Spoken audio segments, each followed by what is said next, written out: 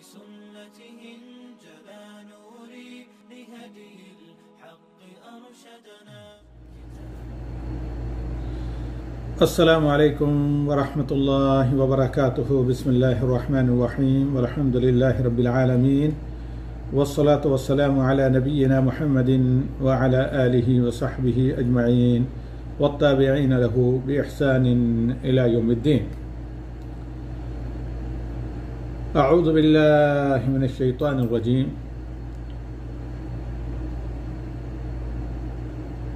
One हाज़ल क़ुरआन यहदी लिल्लती हिय अक़वम।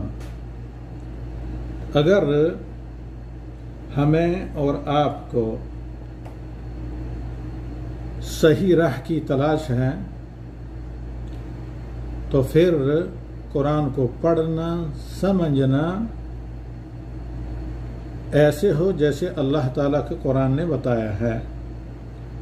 Number 1, लियतदब्बरू आयातिही, Quran को पढ़ा जाए और आयात पर गौर किया जाए। एक साल में अगर कुरान को कम अज़ कम भी 12 दफ़ा आप ख़त्म करेंगे, मुकम्मल तदब्बर और गौर से पढ़ेंगे, तो हर दफ़ा आपके इल्म में इजाफा होगा। एक छोटी सी मिसाल, चौथे पारे में अल्लाह रब्बुल आलमीन ने चंद आयात में जिक्र किया है सिरात मुस्तकीम का। सिरात मुस्तकीम जो राह जन्नत है, और उन्हीं आयात में अल्लाह रब्बुल आलमीन ने ये बताया है कि अल्लाह ताला की तौहीद और इत्तबा रसूल सल्लल्लाहु अलैहि वसल्लम ये सिरात मुस्तकीम है। फिर आगे अल्लाह रब्बुल आलमीन ने उम्मत की वहदत और इत्तेफाक और इत्तेहाद का नुक्ता आगाज महवर इसी को बयान किया। यानी चंद आयातें आधे सफ़े से भी कम में सूरह आले इमरान के तकरीबन आखिर में जब आप इन पर गौर करें तो वो एक बहुत बड़ा मसला हल कर सकती हैं कि आपका अक़ीदा क्या हो, मनहज क्या हो, और आप मनमाने तरीके से नहीं बल्कि उम्मत के इत्तेहाद के अगर दावेदार हों तो किस बेस और बुनियाद पर कर सकते हैं। कहा वअतसिमू बिहब्लिल्लाहि जमीअन वला तफर्रकू, क्योंकि हब्लिल्लाह अल्लाह ताला ने सिरात मुस्तकीम कुरान और तौहीद को करार दिया है। ये था एक छोटा सा मुक़द्दमा, और आज का हमारा दर्स है बिइज़्निल्लाहिल वाहिदिल अहद अस्समद, सूरह अल बकरा की आयात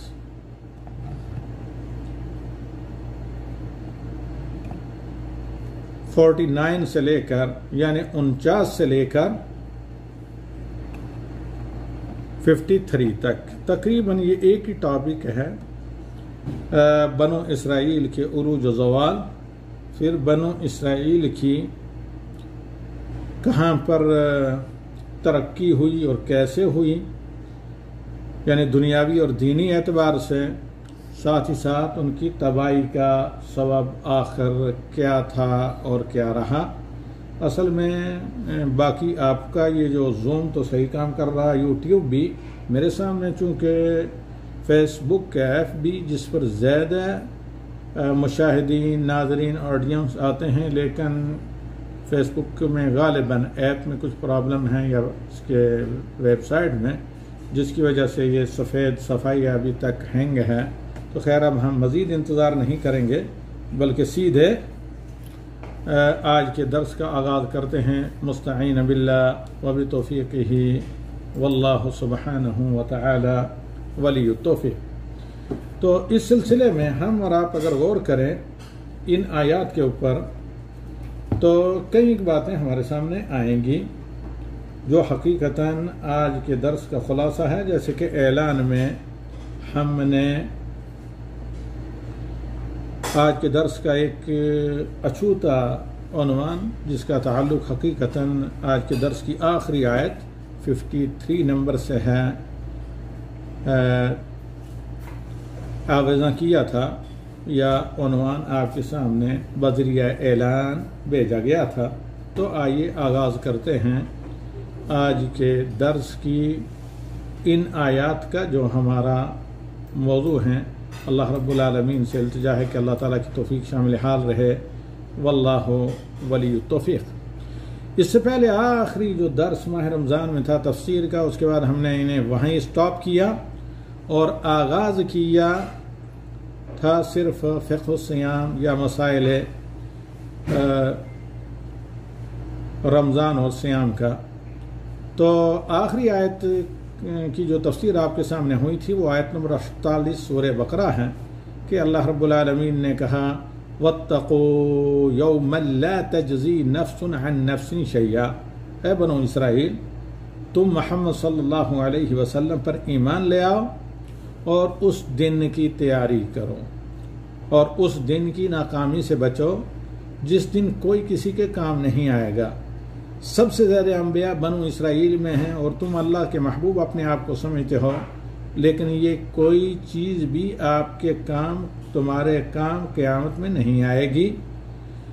वला युक़बल मिन्हा शफ़ाअ, और किसी की भी तुम्हारे लिए ईसा व मूसा और इब्राहीम और याकूब व इसहाक किसी की शफ़ाअत कबूल नहीं होगी।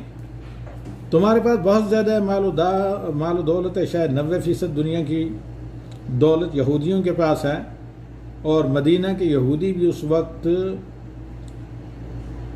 सबसे ज़्यादा मालदार थे, बल्कि तमाम अंसार और बल्कि बाद में आने वाले मुहाजिरीन मक्का से यहूदियों के मकरूज़ हुआ करते थे। लेकिन इसके बावजूद अल्लाह ताला कहता है कि वला यूख़ज़ु मिन्हा अदलुन, और क़यामत के दिन तुम अपने माल का फ़िदिया देकर भी अल्लाह के अज़ाब से नहीं बच सकते। वला हुम युनसरून, और ना तुम्हारी कोई हमायत करेगा, ना तुम्हारी किसी किस्म की मदद होगी वहाँ पर। सिर्फ एक काम वो ये कि मोहम्मद सल्लल्लाहु अलैहि वसल्लम पर ईमान ले आए और जो तमाम किताबों पर मुहैमन और तमाम किताबों के लिए नासिख और तमाम किताबों के आखिरी किताब आखिरी नबी की तरह कुरान करीम, इस पर तुम ईमान ले आओ, तभी जाकर तुम्हें निजात मिल सकती है। ये था गुज़श्ते से व्यवस्था। अब हमारे और आपके सामने आज का दर्स है आयत नंबर 49 और उसके बाद वाली आयत 53 तक। तो आइए समाअत फरमाइए।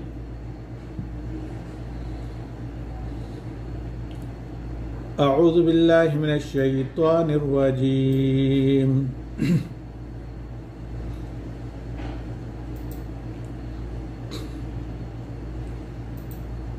बिस्मिल्लाहिर रहमानिर रहीम। वइज़ नज्जयनाकुम मिन आलि फ़िरऔन यसूमूनकुम सूअल अज़ाब युज़ब्बिहून अबनाअकुम वयस्तहयून निसाअकुम वफ़ी ज़ालिकुम बलाअुम मिन रब्बिकुम अज़ीम। वइज़ फ़रक़ना बिकुमुल बहरा फ़अंजयनाकुम वअग़रक़ना आल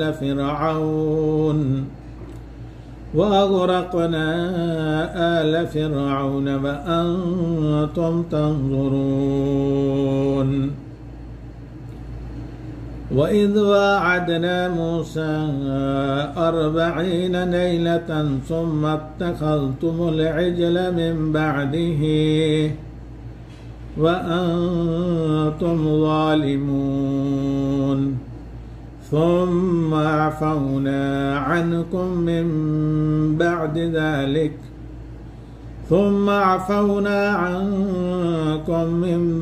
ज़ालिक लअल्लकुम तशकुरून। वइज़ आतैना मूसल किताब वल फ़ुरक़ान लअल्लकुम तहतदून। हज़रात ख़वातीन मुअज़्ज़ज़ सामिईन, ये हैं आयत आज का हमारा दर्स तफ़सीर। मौज़ू अल-कुरान तदब्बुर व अमल सिलसिला दुरूस जो चल रहा था रमज़ान से पहले और रमज़ान में भी चंद दुरूस हुए। यानी आइए कुरान सही तरीके से पढ़िए, समझिए, सीखिए और उस पर अमल करिए और फिर दूसरों को पढ़ाकर सिखाकर दावत अमल देकर अपनी खैरियत की अल्लाह ताला से ज़मानत लीजिए कि सही बुखारी की हदीस है, खैरुकुम मन तअल्लमल कुरान व अल्लमहु, यानी पहले ख़ुद कुरान का या कुरानी आयात का, जितनी भी आयात का, हत्ता कि सिर्फ फातिहा ही क्यों ना हो या इखलास, इल्म हासिल करें और जितना सही इल्म आपका कुरान को हो, कुरान का आपको हो, उतना अपने अहबाब मुतअल्लिकीन, कम अज़ कम ज़्यादा लोगों तक नहीं, सल्तनत बैत या घर के छोटी सी रियासत के अंदर जो लोग हैं उन तक ये इल्म पहुँचाएँ। आपको पता है कि पहली आयत में गुजर चुका है कि अपने ज़माने की अफजल तरीन उम्मत बनु इसराइल थे जब बाईमान थे,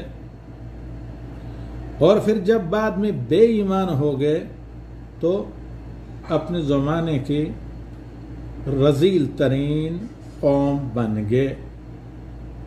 कि अल्लाह रब्बुल आलमीन कहता है कि लतजिदन्ना अशद्दन्नासि अदावतन लिल्लज़ीना आमनुल यहूद वल्लज़ीना अशरकू, कि मुशरिकीन बुत परस्त और यहूदी हैं जो अहले ईमान के बदतरीन दुश्मन हैं, जबकि इन्हीं के बारे में जब बाईमान थे ये, तो अल्लाह ताला ने इनको कहा कि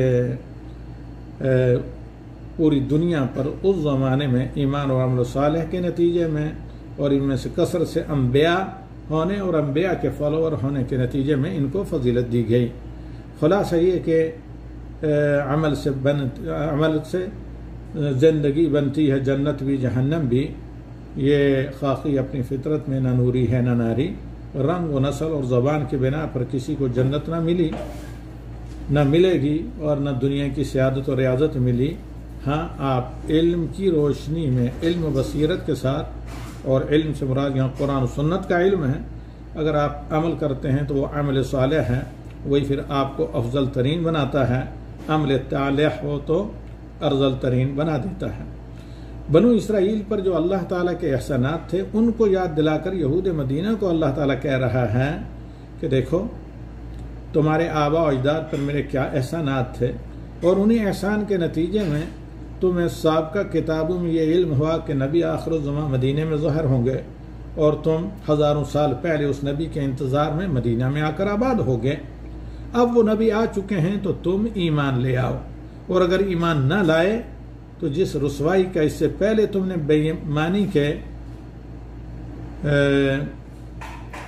ज़माने में बेईमानी की सूरत में सामना किया है, उस रुसवाई से तुम्हें फिर कोई न बचा सकेगा, जो अल्लाह की मार के तौर पर पड़ेगी, और पड़ी भी बनु कुरैज़ा को, बनु नज़ीर को, और इसी तरीके से दीगर उन यहूद को जिनको बाज़ को नेस्त नाबूद खाकुफों में मदीने में दफन होना पड़ा और बाज़ को जिला वतन होना पड़ा।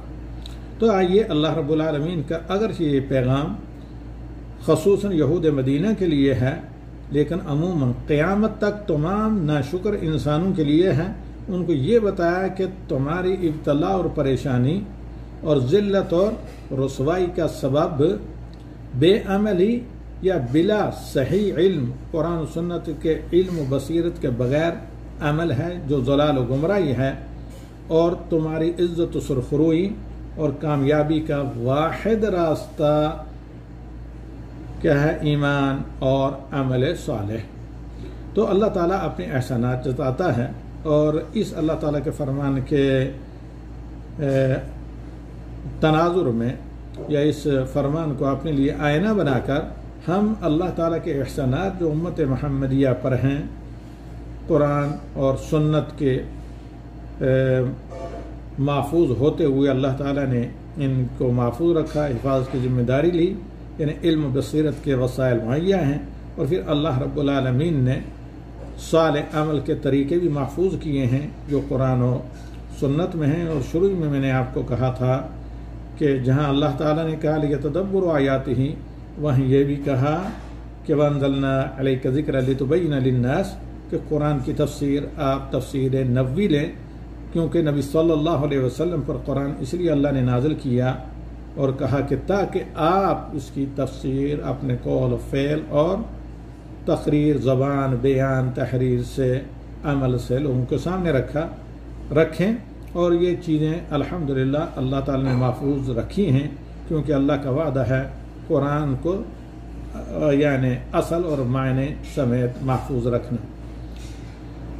तो अल्लाह रब्बुल आलमीन का फरमान है आयत नंबर 49 में 49 में, वनज्जयनाकुम मिन आलि फिरऔन यसुमूनकुम सूअल अज़ाब, और ए बनो इसराइल याद करो उस वक्त को जब हमने तुम्हें आले फिरऔन से निजात दी, जबकि वो तुम्हें बुरा अजाब चराया करते थे।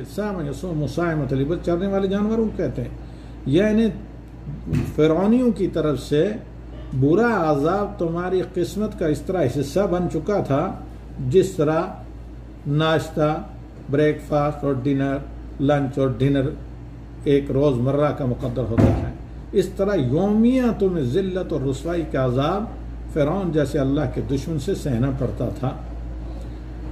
अब क्या था, युज़ब्बिहून अबनाअकुम, तुम्हारे लड़कों को वो पैदा होते ही कत्ल कर देते, व यस्तहयून निसाअकुम, और तुम्हारी औरतों को वो छोड़ देते, जिंदा रहने देते, यानी कत्ल ना करते, ताकि चमारों की तरह आले फिरौन की वो खिदमत करें। और इसका जिक्र भी किया है इमाम इब्ने कसीर ने कि बामशक्कत काम जिनको करना गवारा नहीं करते थे कौम फिरौन के लोग, वो बेगार के तौर पर बिला मुआवजा दे दिया। कोई बच्चा खच्चा खाना तो हो सकता है, वरना पुरमशक्कत काम बनी इसराइल जो फर्जंदान अंबिया थे उनसे लेते थे। फिर अल्लाह रब्बुल आलमीन ने कहा ज़ालिका बलाउम मिन रब्बिकुम, बला आजमाइश, आफत, ये अल्लाह ताला की तरफ से बला थी। जब शर के साथ हो तो उसे बला कहा जाता है, बला यबलू, और जब खैर देकर इम्तिहान लिया जाए तो अबला युबली उसे कहा जाता है। तो खैर ये अल्लाह रब्बुल आलमीन की तरफ से एक बहुत बड़ा तुम्हारा इम्तिहान और तुम्हारे लिए आजमाइश और फितना था ये अजीम। अब किस्सा क्या है ये कि जैसे कि उलमाए तफसीर ने जिक्र किया है और इमाम इब्न जरीर ने और इब्न कसीर रहमहुल्लाह ने और दीगर मुफस्सिरीन ने जिक्र ये किया है कि फिरौन ने ख्वाब देखा। ख्वाब ये था कि बैतुल मक़दिस से एक आग निकलती है जो फिरौनियों के, किब्तियों के घरों में दाखिल होती है, किसी को नहीं छोड़ती।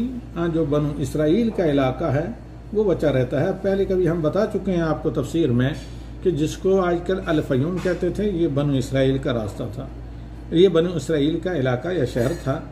आप देखते हैं कि पूरी दुनिया में अक्सर जो कॉलेज होते हैं क्रिश्चियन कम्युनिटी के, उनका नाम होता है सेंट जोसेफ इंजीनियरिंग कॉलेज, खसूसियत के साथ जिनका इंजीनियरिंग के साथ ताल्लुक़ हो, क्योंकि जो सिविल इंजीनियरिंग वगैरह है मौजूदा दौर में, बल्कि आर्किटेक्ट इसके मौजूद ही यूसुफ अलैहिस्सलातु वस्सलाम हैं नई शक्ल में।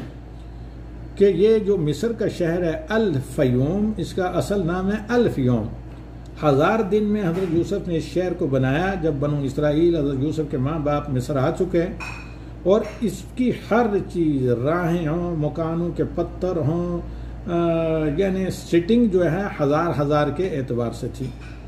तो बहुत ही मनज़्ज़म शहर था अपने दौर का और बाद तक भी, इसलिए अभी तक इसको अल-फयूम कहा जाता है। और 1000 दिनों में बना था। और इब्न मंजूर साहिब कामूस वगैरह, ताजुल और साहिब कामूस इब्न मंजूर वगैरह अल-फयूमी इसी शहर वगैरह के थे। यहाँ बनु इसराइल थे। तो बनु इसराइल का इलाका फिरौन ने ख्वाब में देखा महफूज है। बाकी ये जो बैतुल मक़दिस से आग उठी, इसने तमाम फिरौनियों या कब्तियों के घरों को राख कर दिया।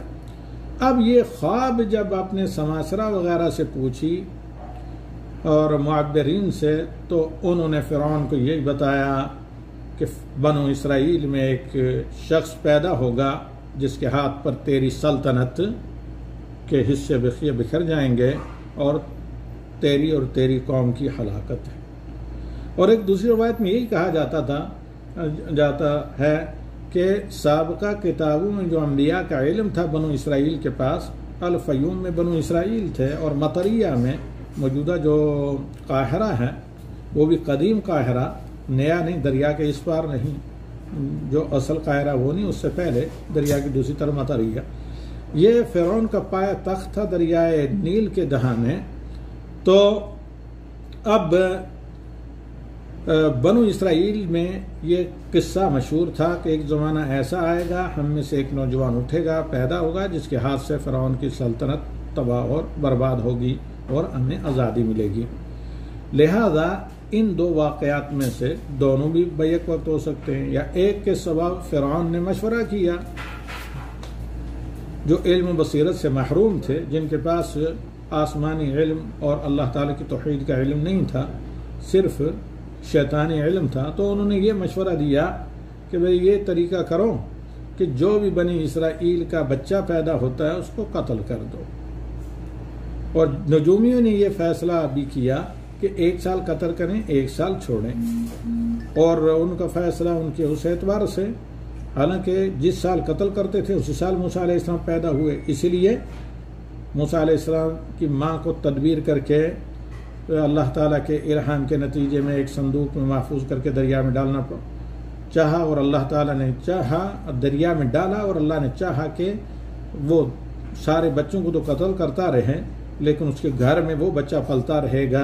ये मेरी हिकमत है कि जिस पानी के ज़रिए फ़िरौन, जिस पानी के ज़रिए नौज़ायदा चंद गेंटों के बच्चे को मैं बचाऊंगा, उसी पानी के ज़रिए अपने दुश्मन को तमाम लश्कर और ताकत और वसाइल के बावजूद हलाक करूंगा। तो ये अल्लाह ताला ने अपनी कुदरत ता क़यामत रहती दुनिया के लिए इबरत के तौर पर और अल्लाह की तौहीद का, ताकि लोग एतराफ़ करें, दिखाना था। तो अब क्या हुआ कि जिस साल नहीं कत्ल किए गए बच्चे, तो 1 साल पहले या कुछ पहले हज़रत मूसा अलैहिस्सलाम के भाई हारून पैदा हुए। ये मैंने वाक़ई इसलिए यहाँ पर बताया ताकि किसी को ये जहन में कन्फ्यूज़न ना हो।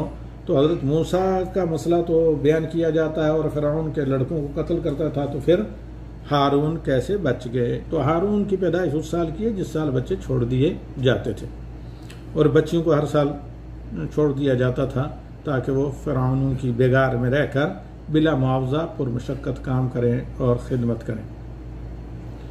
अब ये बहुत बड़ी आजमाइश थी बनु इसराइल के लिए, तो इसका जिक्र किया है। तो अब अल्लाह ताला कहता है कि मैंने तुम्हें इस आज़ाब से जो कई साल रहा, फ़िरौन को हिलाक करके निजात दी, तुम्हारे आबा और अजदाद को निजात दी, और उन्हीं की सुल्ब में उस वक्त तुम थे जो तुम आज यहाँ पर मौजूद हो।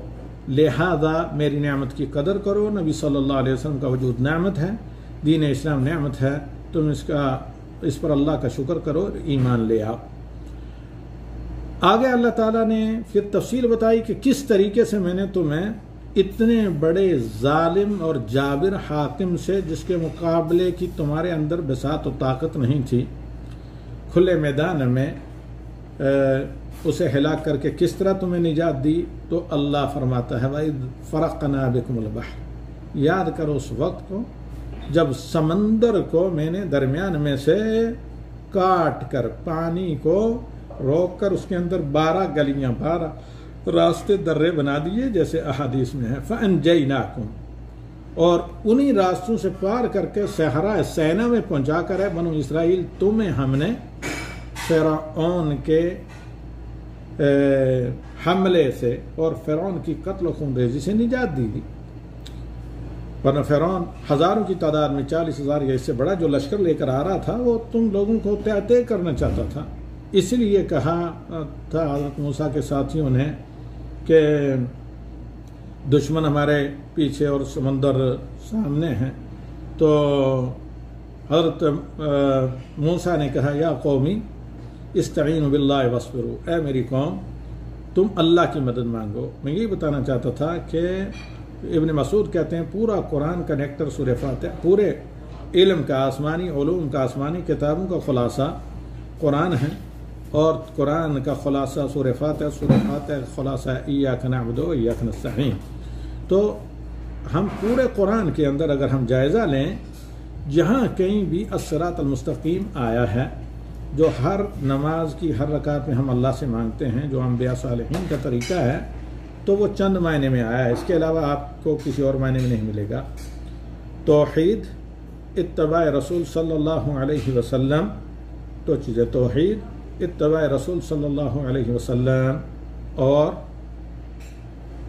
दीन इस्लाम, और इसी तरह नबी सल्लल्लाहु अलैहि वसल्लम की तालीमात के मुताबिक अमल। खुलासा ये कि जहाँ कहीं भी है वो या तो तौहीद के मायने में है और या नबी सल्लल्लाहु अलैहि वसल्लम की इत्तबा, यानी कुरान सुन्नत के इल्म बसीरत की रोशनी में आप अल्लाह की तौहीद में मुखलिस हों, नबी सल्लल्लाहु अलैहि वसल्लम की इत्तबा में मुखलिस हों, तो यही ज़रिया निजात है। तो हज़रत मूसा ने कहा कि अल्लाह से मदद मांगो, अल्लाह ने जो हुक्म दिया था हमने वो किया है। तो लिहाजा अब भी मुसलमानों के लिए अल्लाह ताला से मदद के उम्मीदवार होने के लिए ज़रूरी है कि अल्लाह के जो अहकाम हैं उन पर अमल करें, अक़ीदा के साथ और सही मनहज पर चलकर, नबी सल्लल्लाहु अलैहि वसल्लम के तरीके पर चलकर। हज़रत मूसा को हुक्म दिया फस्र बिहिम लैलन इन्नकुम मुत्तबऊन, रात को लेकर निकलें, दुश्मन तुम्हारा ताक़ुब करेगा। हज़रत मूसा को जो जो अल्लाह ताला का हुक्म था बनु इसराइल से उस पर अमल करवाया और साथ लेकर चले, और अब जो अल्लाह ने कहा वो हज़रत मूसा अलैहिस्सलातु वस्सलाम ने सिर्फ माना ही नहीं बल्कि माना, ईमान लाकर बिला चूं चला उस पर अमल किया। आगे समंदर मौजे मार रहा था, पीछे दुश्मन था, का इस्तईनु बिल्लाहि वस्बिरू, जल्दबाजी की ज़रूरत नहीं और फ्रस्ट्रेटेड होने की ज़रूरत नहीं। अल्लाह का वादा है, तुम अल्लाह से मदद मांगो और ये ज़मीन अल्लाह की है, जिसको चाहे वारिस बनाए। तो अल्लाह ताला ने कहा कि हाँ समंदर में आसा मारें, तो उसी की तरफ अल्लाह इशारा कर रहा है। याद करो ऐ बनु इसराइल उस वक्त को जब दुश्मन तुम्हारे तहाकुम में तय करने के लिए चंद कदम तुमसे पीछे था, आ गए रेड सी, बहर कुल्ज़ुम मौजे मार रहा था, तो हमने उस समंदर के अंदर उसको फाड़ कर तुम्हारे लिए रास्ता बनाया, खुश्क रास्ता। वज़ फ़रक़ना बिकुमुल बहरा, याद करें उस वक्त को जब समंदर को अंदर से हमने काट दिया, हिस्सों में तकसीम कर दिया। फ़अनजयनाकुम, तो तुम्हें निजात दी और तुम बिला कश्तियों के पार सहराए सैना में फ़लस्तीन की तरफ निकल गए।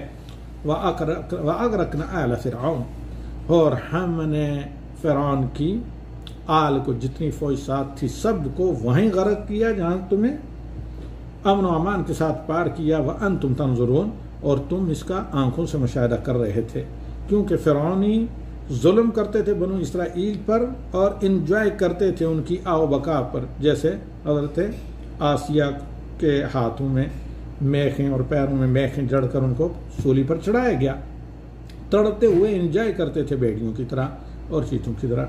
तो अब अल जज़ाउ मिन जिन्सिल अमल, जिसको मुकाफ़ात अमल कहते हैं, अल्लाह ताला ने कहा कि देखो तुम बहर कुल्ज़ुम की मौजों को हमने रोका, दरमियान में रास्ता बनाया, तुम रास्ता पार करके सहरा में आ गए हो। अब तुम देखो कि इन्हीं गलियों, इसी समंदर में, इन्हीं रास्तों में जहाँ जो तुम्हारी ज़िंदगी का ज़रिया थे, जो तुम्हारी हयात का सबब मैंने बनाया, उसी को फ़िरऔन की हलाकत और जहन्नम में जाने का पूरे लाओ लश्कर समेत कैसा मैं ज़रिया बनाता हूँ। लिहाजा पानी को अल्लाह ने हुक्म दिया, मिल गया। जब पूरी फ़िरऔनी फ़ौज अंदर उन गलियों के पहुँच गई जो पानी के अंदर अल्लाह के हुक्म से बनी हुई थी, जिनके ज़रिए बनु इसराइल बच निकले थे, तो समंदर मिल गया। फ़िरऔन अपनी लश्कर के साथ हलाक हो गया। उस वक्त तौबा की कोशिश की, लेकिन तौबा का दरवाज़ा चूँकि बंद हो चुका था, मौत सामने उसे नज़र आ रही थी।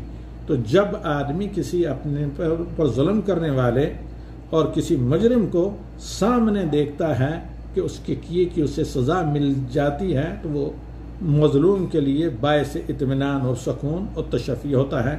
इसलिए अल्लाह रब्बुल आलमीन ने कहा व अंतुम तंज़ुरून। लफ्ज़ फ़िरऔन का जो मसला है, ये हर मसर के काफिर हुकूमत हाकिम को फ़िरऔन कहा जाता था, जिस तरह हबशा के हाकिम को नज्जाशी ईरान के को किसरा, उसी को खुसरो भी फारसी में कहते हैं, अरबी में किसरा, और रोम के को कैसर, और दीगर जो खित्ता शाम वगैरह था इसके हाकिम को हिरकल, और यमन के हुक्मरानों को तुब्बा। और एक रवायत ये भी कहा जाती है कि असलन ये यमन से था एक शहजादा औन, कदीम ज़माने में 2 कबीलों में लड़ाई हुई तो ये औन यमन से भाग कर सीधा जनूबी मसर अक्सर जहाँ फ़राइना के बहुत से मोहल्ला थे वहाँ पहुँचा तो लोगों ने शोर किया फर्रा औन, यानी औन भाग निकला। और फिर ये लक़ब गालिब आ गया उन हुक्मरानों पर जो यमन से भाग कर मिस्र में हाकिम बने या जिन्होंने बादशाहत और हुक्मरान की बुनियाद डाली। वल्लाहु आलम बिस्सवाब। ये कोई मुस्तनद रवायत नहीं है लेकिन हो भी सकती है। आगे अल्लाह रब्बुल आलमीन कहता है वइद वअदना मूसा 40 लैलतन, और तुम याद करो उस दिन को जब हमने मूसा से वादा किया, अहद लिया कि 40 दिन के लिए आए कोह तूर पर जहाँ तुम्हें तौरात मिलेगी। तो इस सिलसिले में इमाम इब्न कसीर लिखते हैं कि पूरा ज़िलक़ादा का महीना और 10 दिन ज़िलहिज्जा के, यानी किताब हज़रत मूसा को जो तौरात मिली ये ईद के दिन 10वीं ज़िलहिज्जा को 40 दिन मुकम्मल करने के बाद, तो पीछे से तुमने क्या किया, क्या नाफरमानी, क्या जुर्म किया कि सुम्मत्तख़ज़्तुमुल ईद मिन बादि मा अंतुम ज़ालिमून। उसके बाद तुमने एक बछड़ा बनाकर जो बनु इसराइल के पास ईद के लिए आरियतन ज़ेवरात थे कौम बनु इसराइल को, उनको फेंकना वापस करना भूले नहीं, बल्कि वक्त ही नहीं मिला इस हवास बाख्तगी में, तो लिहाजा अपने आप को हल्का करने के लिए वहाँ जब सहरा सेना में पहुँच कर फेंका तो सामरी ने उन्हें मेल्ट करके बछड़ा बनाया। क्योंकि फ़िरौनी तहज़ीब में अगर आप देखें जो आसार अब भी हैं, ये गाय को मुक़द्दस मानते थे और गाय की परस्तिश करते थे। वल्लाहु आलम बिस्सवाब। और बाद मुफस्सिरीन ने लिखा है कि फ़िरौन खुद भी गाय की परस्तिश करता था। तो सामरी ने ये बछड़ा बनाया क्योंकि वला बरा का तकादा है कि आप अल्लाह ताला के दुश्मनों की तहज़ीब, आदात और रहन सहन से दूर रहें। जैसे नबी सल्लल्लाहु अलैहि वसल्लम फरमाते हैं मैं हर उस मुसलमान से दरमियान रहता हो। तो अलगर्ज़ फ़िरौनियों के साथ रहते रहते बनु इसराइल पर यह गाय की कुद्दसियत का असर काफ़ी गालिब आ चुका था। इसलिए अल्लाह रब्बुल आलमीन ने मशहूर सूरह बकरा में जो गाय का जिक्र है, जिसकी वजह से सूरह का नाम है, ज़बह करने का भी हुक्म दिया। एक वजह ये भी बताइए ताकि गाय की उलूहियत की ये जो कुद्दसियत है ये उनके जहन से निकल जाए और बेबसी ज़ाहिर हो कि ये गाय भी हमारा ऐसे रिज़्क़ है जिस तरह दीगर चीज़ें हैं। तो अब बछड़ा बनाया सामरी ने और उसकी बनु इसराइल परस्तिश करने लगे। तो अल्लाह ताला कहता है कि ये बहुत बड़ा तुमने जुल्म किया था शिर्क करके, लेकिन इसके बावजूद क्या कहा, सुम्मा अफ़ौना अन्कुम, फिर वापस हमने तुम्हें तौबा का मौका दिया, इतने बड़े जुर्म शिर्क को माफ़ कर दिया, तुम्हें उसकी सज़ा मिली। लेकिन ये दुनियावी सज़ा आखिरत की सज़ा के मुकाबले में बहुत मामूली कम, चूँकि वक्ती है, और आखिरत में अगर शिर्क करते हुए तुम चले जाते तो हमेशा हमें जहन्नम में रहते। सुम्मा अफ़ौना अन्कुम, फिर हमने तुम्हें माफ़ कर दिया इसके बाद, ताकि तुम मेरा शुक्र करो और मेरी माफ़ी की कदर करो। तो ये हैं आयत 52 तक। एक आयत आखिरी, वइज़ आतैना मूसल किताब वल फ़ुरक़ान लअल्लकुम तहतदून, और हमारे बड़े सबसे बड़े इनाम को याद रखो कि जब हमने मूसा को किताब दी, किताब से मुराद तौरात है, वल फ़ुरक़ान यानी ऐसी आयत या तो दोनों एक ही या अलहदा तख्तियाँ थी कि जिसमें शराय यानी हक़ व बातिल की तफरीक, तुम्हें बताया क्या है हक़ क्या है बातिल क्या है, और उसी में ये भी था कि तुम मोहम्मद सल्लल्लाहु अलैहि वसल्लम की नबी आखिर ज़मां की इत्तबा करोगे। तो याद करो उस इनाम को कि जब हमें मूसा को किताब अता की 40 दिनों के बाद कोह तूर पर, यानी तौरात, वल फ़ुरक़ान जिसमें हक़ व बातिल वाज़ेह वाज़ेह था, उसे तुम पढ़कर जान सकते हो, इस नतीजे तक पहुँच सकते हो कि हक़ क्या है बातिल क्या है। तुम्हें यकीन मालूम हो जाएगा कि ये नबी सच्चे हैं और इस पर अल्लाह का नाज़िल करदा कुरान हक़ और अल्लाह का सच्चा कलाम है, जिसकी तस्दीक किताब से होती है, उस फ़ुरक़ान से भी होती है जो मूसा को अल्लाह रब्बुल आलमीन ने अता किया तुम्हारे इस वाक़े फ़िरऔन की हलाकत और निजात के बाद। तो लिहाजा अल्लाह ताला का शुक्र करना तुम पर फ़र्ज होता है और तुम शुक्र करो। और अल्लाह ताला के शुक्र का तकाजा ये है कि तुम दीन इस्लाम, दीन मोहम्मद, शरीयत मोहम्मदी और नबी आखिर ज़ुमा मोहम्मद सल्लल्लाहु अलैहि वसल्लम को कबूल करो और उन पर ईमान ले आओ। इसी पर इक्तफा करते हैं। यहाँ पर एक और बात ज़िम्नन हम अर्ज़ कर दें कि आप आगे भी इंशाअल्लाह तफसीर में हम पढ़ेंगे ये कि जब मूसा अलैहिस्सलातु वस्सलाम वापस आए तो सामरी को डांटा, खैर उसने अपना उज़र बताया वगैरह। उसके बाद उस बछड़े कहा कि उन्ज़ुर इलाहिकल लज़ी ज़ल्ता अलैहि आकिफ़ा, तुम जिस अपने बुत बछड़े को जो चांदी सोना का बना है पूजते रहे, जिसके तुम इबादत करते रहे, देखो कि हम इस बछड़े को जला देंगे और फिर राख को इसको क्या बखेर देंगे समंदर के अंदर, बहरे कुलज़म के अंदर। और ऐसा ही किया गया। और वल्लाहु आलम, लगता यही है क्योंकि बर्रे सगीर के जो ब्राह्मण हैं वो बनी इसराइली का एक गुमशुदा कबीला है, तो ये गौ परस्ती वहीं से इन लोगों के अंदर आई है। और ये जो मुर्दे को जलाकर फिर उसकी राख पानी में बहाने का जो रिवाज है ये भी वहीं से है।